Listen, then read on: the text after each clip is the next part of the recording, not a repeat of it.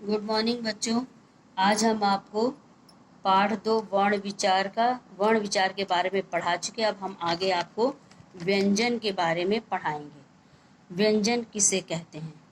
अब आपको ये बता रहा है कि मुख के अलग अलग भागों से उच्चारित होने वाले ध्वनि संकेतों को हम व्यंजन कहते हैं। जो अक्षर जो शब्द हम मुंह के द्वारा आपको बोल रहे हैं तो उसी को हम व्यंजन कहते हैं। व्यंजन वैसे भी हमारा अ से है। अ आ ई आपको बता चुके, ये हमारा स्वर है। क से लेके ज्ञ तक हमारा व्यंजन कहलाता है। बिना स्वरों की सहायता से इनका उच्चारण नहीं किया जा सकता है। हिंदी के मूल व्यंजनों की संख्या 33 है, जिन्हें उच्चारण स्थानों के आधार पर 5 वर्गों में बांटा गया। अब उच्चारण स्थानों का मतलब क्या हुआ? कहने का मतलब कि जो हमारा व्यंजन क से लेकर के ज्ञ तक है, उसको बोलने के लिए उसका स्थान, हर एक व्यंजन को, इसीलिए कि इसको किस व्यंजन को कहाँ से बोलना, इसको 5 भागों में बांटा गया है।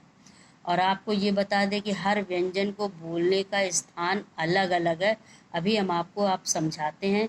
जैसे क वर्ग, ये एक वर्ग हो गया। क ख ग घ अंग, आपको इसे हम क वर्ग बोलेंगे। तो क वर्ग का स्थान है कंठ, यानी आप जब बोलेंगे हमारे साथ, इसका उच्चारण आप करिए क। आप गले के अंदर कंठ यानी गले से बोल रहे हैं, और स्पर्श कर रहा है, यानी स्पर्श मतलब वो छू भी रहा है। क ख ग घ अंग।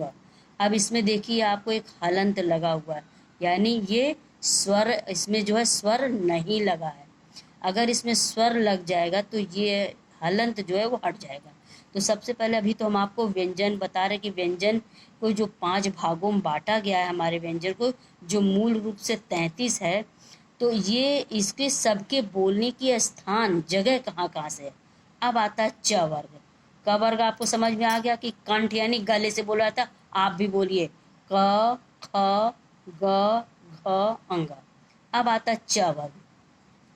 च वर्ग को हम तालब यानी तालु, जो मुंह के अंदर तालु ऊपर का हिस्सा होता है, उससे उसको स्पर्श करके बोले। स्पर्श माने छू करके बोले। जैसे बोलिए आप च छ ज झ इया।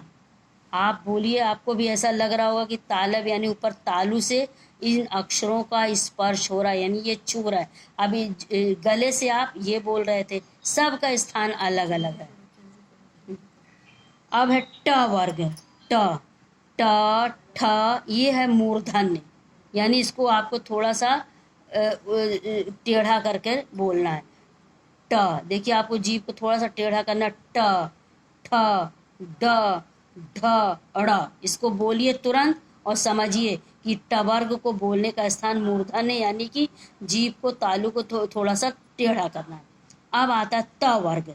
इसको बोलने का, इसके बोलने का स्थान है दंत, यानी दांत को स्पर्श करेगा ये जगह। त, देखिए दांत छू रहा है। त थ द ध न। अब आता है प वर्ग। प, ये आपका होठ, ओठ से स्पर्श करेगा, आपको छुएगा। प फ ब भ म। अब अंत है अर्ध स्वर आपका आ रहा है। इतना आपका प फ ब भ म हो गया। अंत्यस्थ य र ल व, ये आधा, इसमें अर्ध स्वर मतलब ये स्वर की तरह से आपको निकलेगा। जैसे स्वर में कहीं स्पर्श नहीं होता है, उसी प्रकार से इसमें भी। तो ये चूंकि इसको आधे आधे अक्षर, ये अर्ध स्वर है।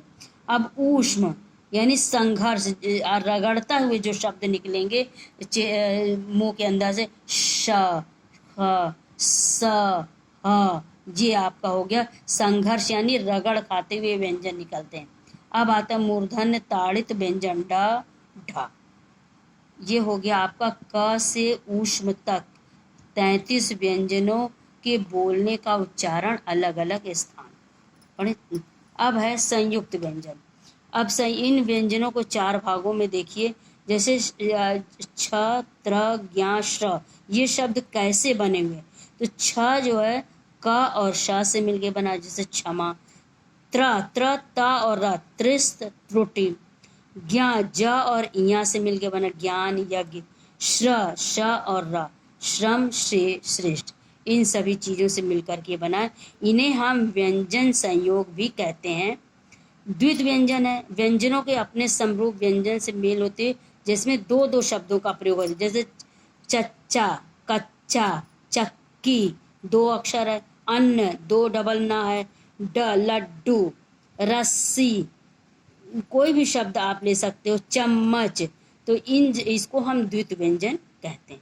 ये आपके व्यंजन की थोड़ी सी परिभाषा हो गई है, शेष हम आपको कल पढ़ाएंगे।